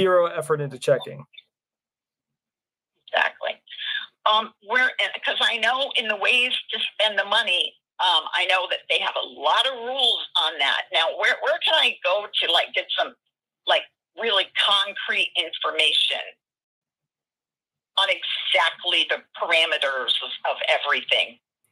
And don't tell me to call Social Security because you know what that's like. Yeah, no, that's useless. I would say you'll have to pull up the statute because no attorney is going to, no Social Security attorney is going to be like, okay, cool, for 30 minutes, let's talk. That's why this is so unique with this channel is that, these other disability attorneys, they don't do this. You know what I mean? So bottom line is you're going to have to look up the statute, specifically look through what's allowable through the SSRs, what's allowable through all the things that have been written into the code and basically go from there. So in your mind, it would be best to just buy a great dwelling, spend all this money, maybe only get dinged 1 month or whatever, and just have my benefits continue because this trust fund sounds like a real loser to me. And or they keep it and then go off Social Security and then have to, and there's a lot of rules about that too. What you can spend it on, and you can't give any away, you can't, all this stuff. And then so you lose your disability. I don't know if there's a minimum time you have to lose it for compared to how much money you get. but then you would have to refile and get on disability again. And I'm just frightened that what if they string me along for 5 years and now I'm living in tent. So look, if I were you and it was me in your situation, and I was asking these tough questions, which I enjoy, that you're wanting to know the deep, dark secrets of how it actually works, what I would do is I would find a job where I could basically earn the bare minimum over enough period of years, which in your case would be 4 quarters of coverage over a 5-year period, to just earn a little bit to get me onto SSDI benefits. And then basically I would go ahead and use the funds that I could get together to move out of the country and go live in a much cheaper place. But that's me, and you're not going to do that. So that's not what I advised. So. Yeah, I've looked into that foreign country stuff. Yeah, but you're SSI. You can't do that. You're stuck here. Yeah. There is no health care in Belize. You got to fly to Miami to get health care. I mean, it was just crazy. I mean, I was looking at that kind of stuff. I mean, if you're going to move to Belize, hey. I wanted to move somewhere warm, and that wasn't on the other side of the globe, but they have no health care there. And it was just crazy when I was reading. Oh, dear. So, if you were me, though. If I were you, I would buy a house, and I would set the house up with new appliances. And I would buy a house that had enough rooms where I could set up rentals to rent to people. And I'd set it up in a cheap state. That's what I would do. Look, when you're disabled, okay, you are basically in a tough, stuck situation. Financially, you're getting what you're going to get, unless you magically have the ability to now begin working. And you got to remember something too. You got your disability benefits 20 years ago, which means that under the new standards, you might not even be disabled. A lot of people that were disabled and found disabled back then, they don't fit in the new system. They don't fit under the new regulations. So you want to keep these benefits, and you want to keep that specific date that you were found disabled. So, kind of the bottom line is this: you get a house, lots of rooms, you rent them out. You might not even need all the SSI money that you're getting, because then you got a system and you're making money. But look, that's me. I'm a guy who's trying to figure out how to get out of the standard education format. I have an MBA. I have a Juris Doctorate. I passed the bar degree, the bar exam on the first try. Got the triple pass, which is what everybody wants. Started my law firm the next day. Yeehaw! Here we go. Well, no, I had to wait until the judge waved his hands and said, "You can be an attorney." That's the day I officially started my law firm. So you got to understand, I did what they told me to do to be a successful human being. And I can tell you, it didn't work out. It wasn't the right thing to do. I should have taken that money, invested it into properties, set up rentals, and then continue to grow that over and over. I was working at other jobs to go ahead and increase funding to buy more rentals and more rentals and more rentals. I didn't do that. I should have done that, didn't do that. And now I'm at a huge disadvantage because of it. So I'm advising you what I should have done, which is go set yourself up for success. You have investment money. Make it count. Yeah, this is like a once in a lifetime. Hopefully, I don't get hit again in a car. Hopefully, it is a once in a lifetime thing. Sure. But so you think it's better for me to buy a house with a couple bedrooms and rent out a bedroom in my home as opposed to a duplex? Do not get a duplex. Do not get a duplex. Do not get a duplex. Okay, when your neighbors screw something up and there's water all over the place, do not get a duplex. Get your own house. Own your own property. I don't know what it is. I don't know what it is. People think they want to be around other people. When you experience freedom, you will never go back to city living. You will never go back to people living 10 feet from you. You'll never go back to it. You'll never go back to it. I can't stand it already. Oh, then you need to go buy a house. But then you've got somebody else living. I know you got that nice farm in Jersey, but you've got that somebody else living in your home, though. Yeah, but you can lock them off. You can set up the thing where it's, things are locked and doors are locked and they only have access to the kitchen. But look, that's how I would do it. That's how I would do it. Like a mother-in-law apartment. Yeah, exactly. You could even set them up with some of the appliances that they need on a regular basis inside, But that's how I would do it. That's what I would do. I would set it up that way. If I was in your situation and I was stuck in an SSI only income, I had my one financial shot, that's how I would do it. Right. So I can't risk losing this because, like you said, 20 years I got it, and maybe the parameters for getting it have changed, and I would never get back on it. Yeah, and somebody just put up, and they're right. And I can't, as an attorney, say that you should barter with people living in a room to take care of the house and the property and mow the grass and all that stuff. I can't, and fix things, repair things. I can't, because then it's a taxation thing. But that is what a lot of people do. I can't advise that as an attorney because you have to get taxed for every little thing you do in America. Hence why Biden wants to tax the middle income into poverty. But the bottom line is that's what a lot of people do. But anyways, I've got to call the security expert real quick. I'll catch you a little bit later, and you have a wonderful, wonderful day, okay? Okay, thank you so much for your time. You're such a great guy. Absolutely. Have a wonderful, wonderful day, okay? Okay, thanks. You too. Thank you. Bye-bye. Bye now. So, guys, real quick, before I go ahead and call the security expert, I just wanted to go ahead and ask you guys for a favor, and that's that if you enjoy this content, instead of leaving a 5-star for the law firm, I know you guys have seen the farm videos. I know you guys have seen basically the videos where essentially I'm working away on rebuilding this amazing, ridiculous farm to go ahead and make it into something that can be rented. My parents get the income, which helps them out, which is absolutely incredible. I tried to create the link to go ahead and set it up so that, basically you could link directly to it. I just typed it in the thing and won't let me, I'm on Horse State. It won't allow me to put the full link in there. So what I'm going to do is I'm going to send you guys basically the Google search. I don't know if this link is going to be smaller or what the deal is. Yeah, this one fits. No, this one doesn't fit. All right. Can you guys do me a super favor? Can you Google the following thing? It's called Marble Mountain Horse Estate. That's all the videos you've seen me working on, where I've been basically working on to go ahead and fix up the farm. And can you guys, Marble Mountain Horse Estate, New Jersey, if you can look it up, you're probably going to go ahead and see essentially the business, the place where I've been working. If you could leave that place 5 stars, I would super appreciate it. And the reason why is we're getting ready to start opening up. We have a bunch of trainers basically looking at the facility to potentially rent from it. I want to show off the best face of it. There's a zillion photos that have been uploaded of how beautiful the place is. There's tons of videos that I've uploaded about how amazing it is. If you enjoyed the content, I would super enjoy you leaving a 5-star review. And yes, Walter Scott, here's the thing. I actually love farming. I love tractors. One of the weird things about me is people talk about fancy cars. I actually really, really like tractors and vintage Chevy trucks, like 1950 Chevy long bed, and they made 9-foots back then, trucks. Those to me are very, very good looking, very nice vehicles. But I grew up on a farm, so it's a little different.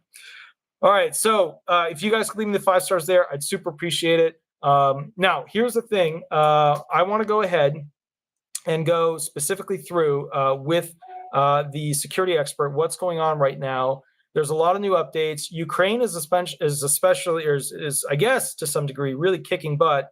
Let's get right to it. One moment. Let me go ahead and get this person on the phone. We're getting him a little bit late, so I might not get him. Let me see if I can get him on the phone real quick, and then we'll go from there. Well, that's a strong ring. That's a good ring right there. Let me see. That's a good ring. That's a very good ring. Excellent. Let's see if we can get him on here. It might be too late. It's 10:05. Are you there, good sir? Excellent satellite lock, Corey. Cheers to your shop. Here we go, folks. Stepping over in 3, 2, 1. Good evening, Walter. Good evening, good sir. Talk to me. Things are happening out there. Ukraine is kicking butt. What's going on? Well, we have a lot going on. C.J. Lewis here, and it's tremendous again to share time and information that's valuable to so many people, so many different applications. We're continuing on with our breaking items plus bonus in a very brief period of time. First up, we speak of your top interest, Walter, is the Ukraine-Russian war. Now 196 plus days since the Russian military invasion into Ukraine. Ukraine this past week has made massive advances since Monday, reclaiming areas in the southwest Donbass region currently held by Russian occupiers. Ukraine forces have been attacking on a 180-degree arch of offensive and strategic battles that's created an incredibly strong force. Ukrainians were able to push the Russian forces back each day since the offensive began, recovering areas, reportedly demoralizing the Russian troops that are low on fuel, ammunition, food, and relief. Both internal arguing within the Russian forward troops and their commanders, as well as within the Wagner Group. That Wagner Group is that private mercenary group we spoke about previously. are creating issues, including surrender and ready, sale of weapons, including a tank, a personnel carrier, and rifles from desperate Russian army soldiers that have related and stated to our folks boots on the ground, I don't want to die for no reason. A lot of grumblings observed by our folks on the ground validate near 93%. Most of them include lack of payment to the military member or the designated receiver of their monthly payment for their service. Wow. And that's why they're stepping away. The combination of dissension in the ranks, lack of caretaking by their commanders, and losing a battle they don't know why they're in. They're literally walking off the field and making what they can and trying to disappear from what we understand without sacrificing their lives. Here we go. As we know, the United States of America and its allies have made substantial and significant economic sanctions against Russia in an effort to stop the war in Ukraine. The response from Russia has not been notable until the threat very recently, and the actual finally took place this week. The Nord Stream gas line, not number 2 that Germany cut off in February, that was not complete, but the number one line has been switched off completely by Gazprom, Russia's biggest company controlled by the Kremlin. This major pipeline for all of Germany and Western Europe, with all its natural gas being used for commercial needs as well as heating the homes of almost every resident. It looks like an economic aggression that comes as a consequential, and it was inevitable. But from what our fuel and natural resource shop stated from Mr. Tom Mazur from ICIS, the Commodity Intelligence Services, this shutdown comes just a 3-day schedule for maintenance. It was supposed to reopen with just 12 hours until the reopening. The announcement came forward. This pipeline will stay closed indefinitely. Oh. Indefinitely. Think of the impact. The reason they state was something vague about oil leaking somewhere in the pipeline system. Please recognize this pipeline supplied a massive 165 million cubic meters per day into Germany. Now it's supplying nothing. Jeez. As we look for anything to indicate the reason for the continued shutdown, other than this weak and vague leakage statement, we believe this is nothing more than a fabrication. Remember, we believe there are no coincidences. There are no coincidences. We'll keep a close eye on Germany and Europe as where they'll obtain their replacement fuel supplies to keep their industry, their commerce, and their residents warm and operational as the weather starts to chill. The bridge from Crimea, something we haven't talked about. There's a video circulating online that appears to show the HIMARS, the rocket system, on a big raft near the Kerch Bridge. And this is a critical link from Crimea to Russia. The bridge also is 12 miles. It's the longest in Europe and the longest ever created in Russia. It's at the very south end of the Sea of Azov, where Russia is directly across the water from the landmass of Crimea. It's both a roadway and rail bridge over the Kerch Strait, and it's the last connection, if you will, over the waterway. Ukraine's long called it a legitimate target, saying its destruction would be a significant blow to Russian military plans, as it would hinder Russia's ability to transport supplies to the bases in Crimea. However, the video of the HIMARS on the pink raft floating with artillery pointing directly at the bridge is not real. Oh, it's wow. quickly making the rounds online. Wow. The credit for its creation has been identified, and the user or creator, if you will, in response to how we say, curious minds think we know. Sure. How that trick was done. Stated the video was in fact created using a Unreal Engine 5 technology, Blender 3D creation suite software, and some other open source 3D graphics tools to create this viral video. This is not the first example of a creative response by Ukraine graphic design to Russian invasion. Previously in July, a video took off, went viral, seeming filmed by a Ukraine soldier behind enemy lines, appeared to show a Ukraine aircraft is destroying a whole column of Russian tanks and vehicles in southern Ukraine, and it went viral and was later debunked by our team as well as others. Oh, wow. So here we have a great deal of creativeness and really well done. But have they actually attached the bridge at Kerch? Yes, they have, but they have not taken it out of service. If you've tripped across these videos, or some of them may still be up in other iterations, but very interesting to see. The one we spoke of first at the Kerch Bridge, the downfall was the lack of the wave action underneath the pink raft. That was the giveaway. There was not enough wave action, and some very savvy people in the maritime units caught on to that. Lastly, from Ukraine, the nuclear power plant, Zaporizhzhia. We spoke about the International Atomic Energy Agency coming in to take a look to see if any safety protocols were in violation. We spoke about Director General Grossi from that agency, saying that it was in very poor shape. He continues at the facility, and they're very worried. And he warned we're not playing with fire. What he asked publicly earlier today was what's urgently needed is that we agree on establishing a protection, a shield, a bubble, buffer area around the facility, if you will, just so they can maintain and protect the safety and security of the facility. The problem is they're still bombing and shelling right next to the power plant. Yeah. Sadly, just hours after he asked for this, the shelling continued. It is dangerously close.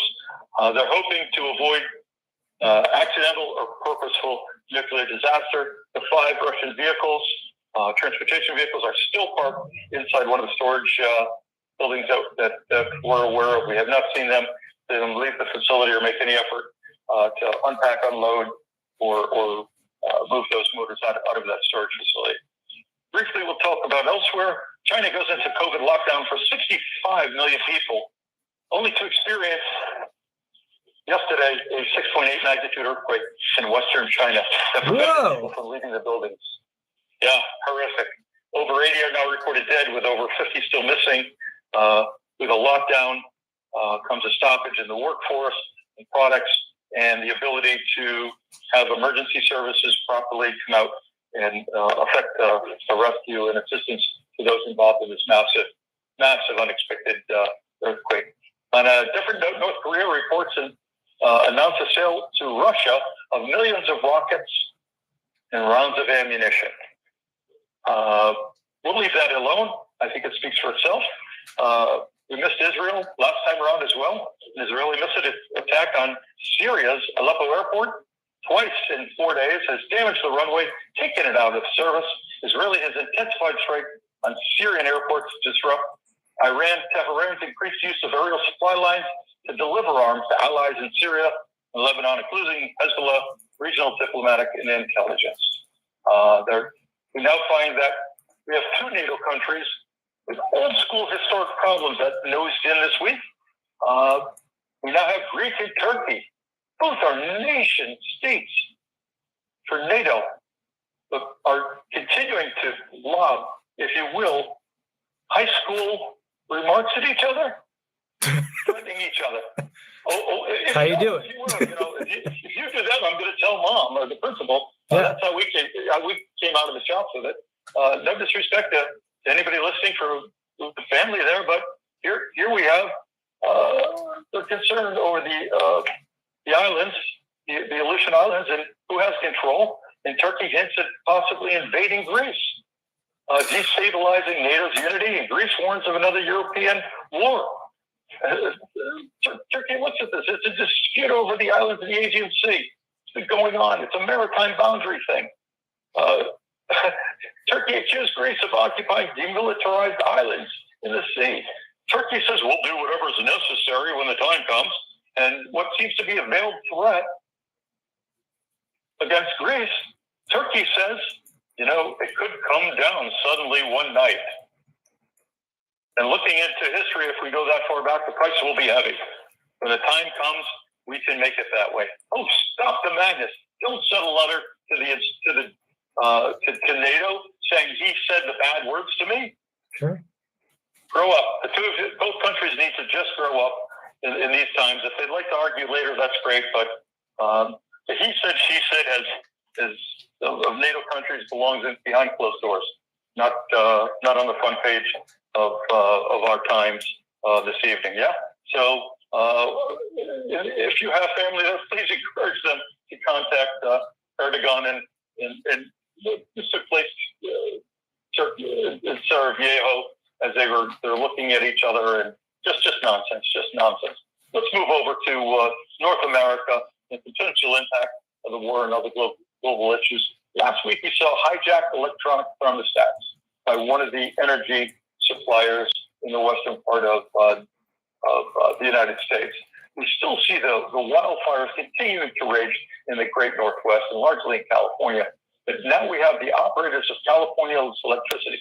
This is a private operator. It's an independent system called the California Independent System Operator. Some know it as ISO, CAISO. It's one of the largest in the world, delivering about 80% of California's electric flow. They said this week was under tremendous strain due to the intense heat. A cell phone text message went out in reported error to folks in Northern California, and they were told by text message to their cell phone, be prepared for rolling blackouts and outages. Yeah. Oh, the follow-up to this was reported a miscommunication by a dispatcher who misinterpreted an order from the grid operators and dispatched that message.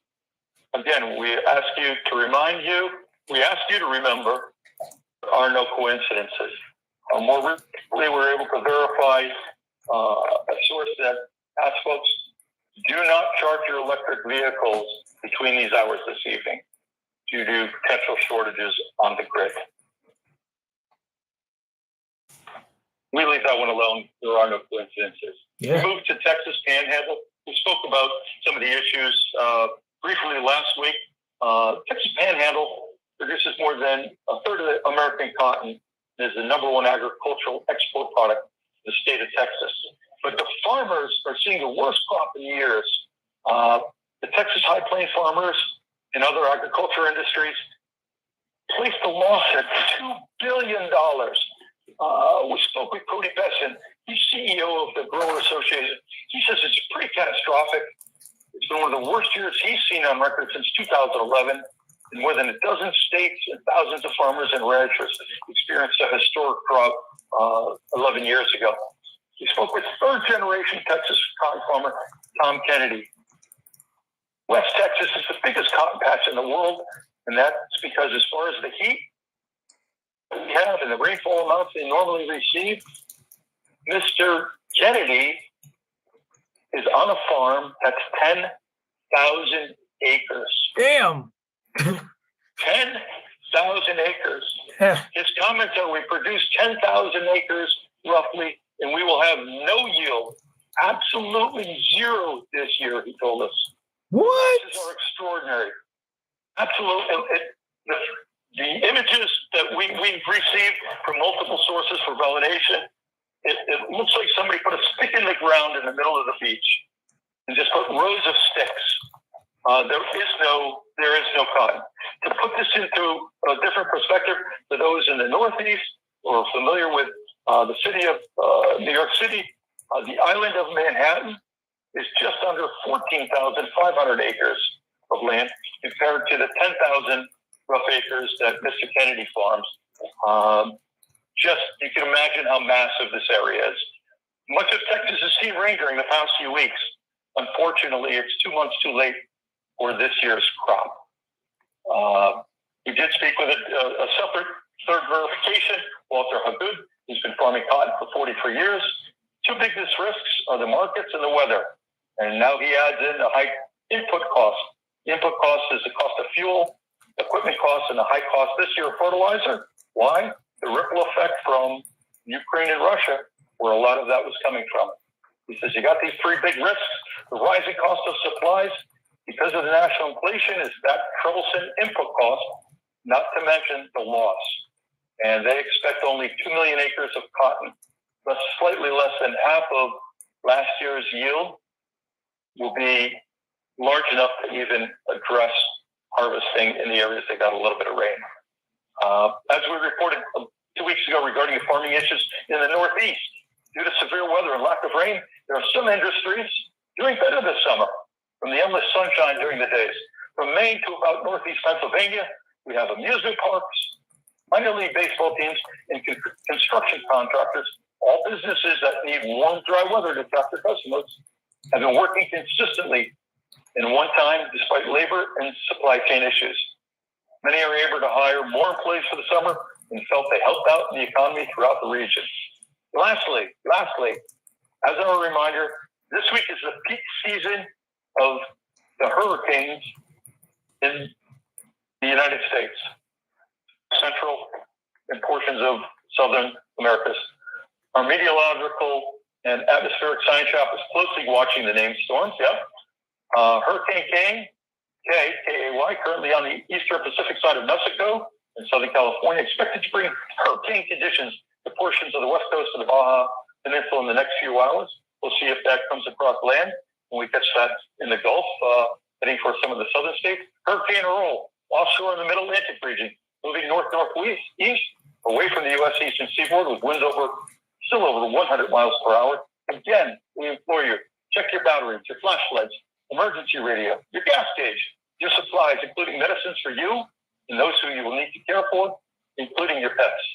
Please consider checking in with any and all travel or people you plan on or currently in contact with regarding emergency planning, sheltering in place, or leaving as an organized and prepared group. This includes family that may not live with you as a reminder to them. Prepare for unexpected changes in weather and other issues that may take you to force into shelter or seek shelter elsewhere, and how you'll all arrange to meet electronically at a specific and achievable location. Almost all the items you will prepare with can be used throughout the rest of the year. Please, when using an item in normal rotation supplies, please remember to purchase a replacement. You'll need it. You never know when you'll need it, and you can continue that rotation. Remember, failure to prepare is preparing to fail. It's a common set of words. Our concept in our industry is a little different. Our concept is always ready, always prepared. We have just 3 shout-outs, and then we'll call it an evening. Shout-out from our shops, from Mark and Jody in our North American shop, to listener Donna Abbott. We love the Eastern Shore of Maryland. Great memories of Salisbury. Another one from Arden in the sustainability shop. Shout out to Walter Scott for staying the course for 13 months, and best of all with the pain management doctor. And from Darth Ruffer and Noble in our combat shop, shout out to Unoffendable for his or her very real comment. You're going to live in fear, you're going to stay in fear, and you're going to die in fear. Lastly, from all of us here and around the globe, we wish each of you a safe and pleasant journey, regardless of distance. Until we meet again, Godspeed. Yeah, excellent, good sir. That was excellent. A great top. That was the top 5. That was amazing. I'm actually going to Maine basically tomorrow, so I'm going to cut the show a little bit shorter. But good sir, thank you so much for coming on the show. You always do an amazing job, and I really appreciate it.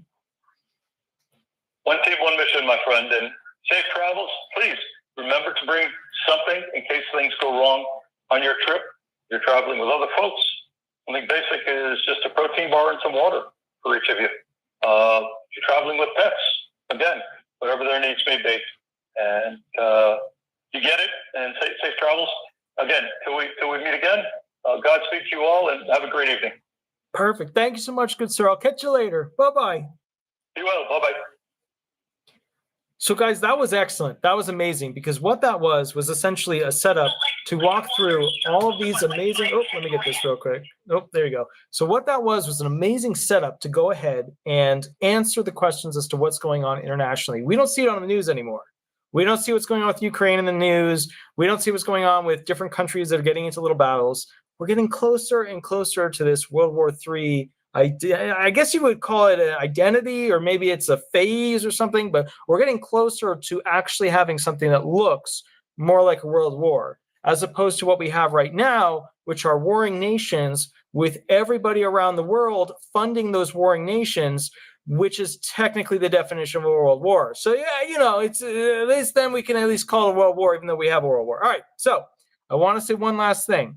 This is important. If you're trying to figure out how to look up the hurricanes, you live in Florida, etc. I live in Brevard County, the bowling alley of hurricanes. If you're trying to look up that stuff, go to www.nhc.noaa.gov.